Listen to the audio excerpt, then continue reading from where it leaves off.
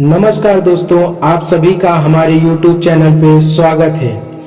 आइए हम देखते हैं भगवान श्री कृष्ण जी का लव मैरिज हुआ था या अरेंज मैरिज हुआ था देवी रुक्मणी जी के साथ। भगवान श्री कृष्ण के साथ हमेशा देवी राधा रानी का नाम आता है।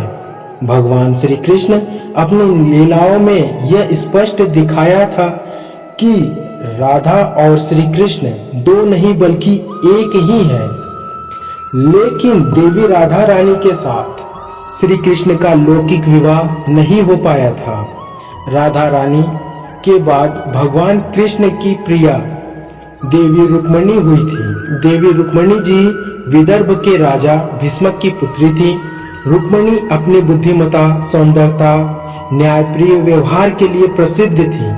रुक्मणी जी का पूरा बचपन श्री कृष्ण जी की सहायता, वीरता की कहानियां सुनते हुए बीता हुआ था। जब विवाह का उम्र हुआ तो इनके लिए कई रिश्ते आए, लेकिन रुक्मणी जी सारे रिश्तों को ठुकरा दिया। इसलिए रुक्मणी जी के माता पिता, इनके भाई रुक्मक बहुत चिंतित थे।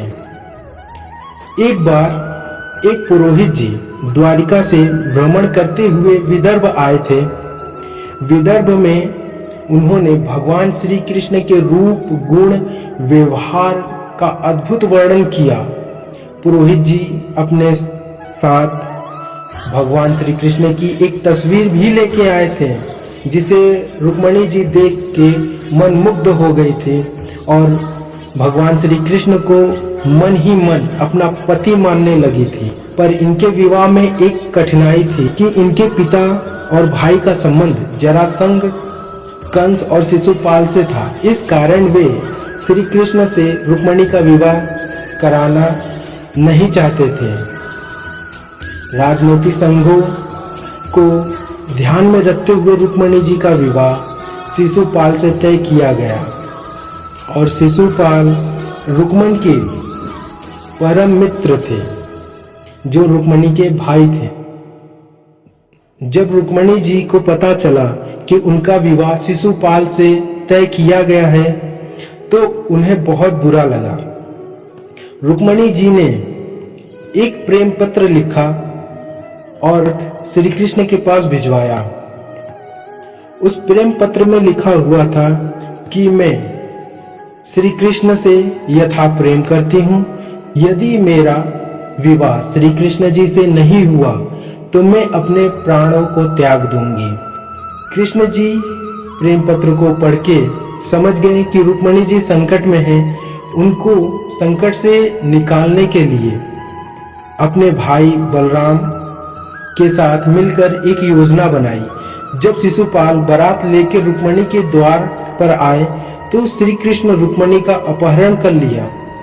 रुक्मणी के अपहरण के बाद श्री कृष्ण ने अपना शंख बजाया। रुक्मण और शिशुपाल हैरान हो गए कि यहाँ श्री कृष्ण कैसे पहुंच गए। इसी बीच उन्हें सूचना मिली कि श्री कृष्ण ने रुक्मणी का अपहरण कर लिया है। क्रोधित होकर रुक्मण श्री कृष्ण का वध करने के निकल पड़े। रुक्मण और श्री कृष्ण के मध्य युद्ध हुआ, जिसमें भगवान श्री कृष्ण विजयी हुए। इसके पश्चात द्वारिका में रुक्मणी और भगवान श्री कृष्ण की भव्य तैयारी विवाह की हो रही थी। फिर भगवान श्री कृष्ण द्वारिका में आके रुक्मणी जी से विवाह करते हैं। विवाह के कुछ दिन पश्चात भगवान श्री कृष्ण जी ऋषि दुर्वासा जी को भोजन के लिए आमंत्रित करते हैं। दुर्वासा जी आने के लिए हामी भरते हैं, पर एक शर्त रखते हैं कि आप जिस रथ से आए हैं उस रथ से मैं नहीं जाऊंगा, मेरे लिए कोई नया रथ लेके आइए।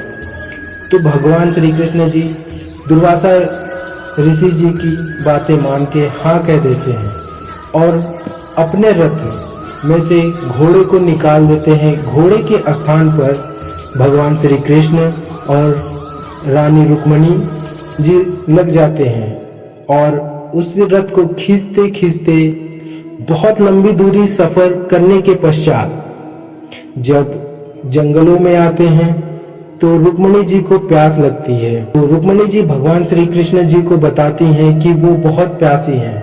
तो भगवान श्री कृष्ण कहते हैं कि कुछ देर और सहन कर लो, अपना महल जल्दी आ जाएगा, तब हम प्यास बुझा लेंगे। पर रुक्मणी जी प्यास से बहुत व्याकुल थी, तो वो नहीं मानती हैं। वो भगवान श्री कृष्ण जी को कहती हैं मुझे बहुत प्यास लगी है।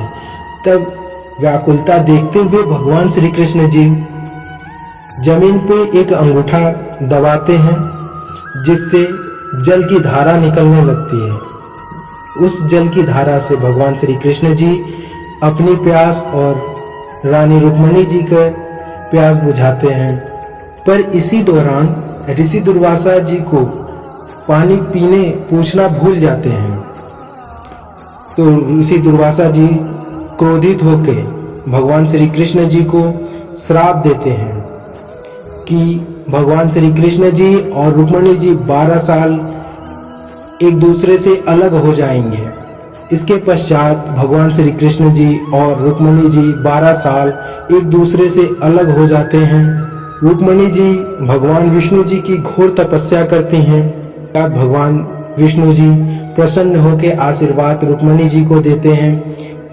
उसके बाद भगवान श्री कृष्ण और रुक्मणी जी का मिलन होता है।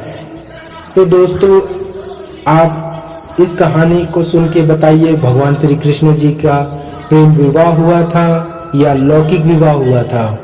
ये कहानी अच्छी लगी हो तो लाइक करिए, सब्सक्राइब करिए। जय श्री कृष्णा, राधे राधे।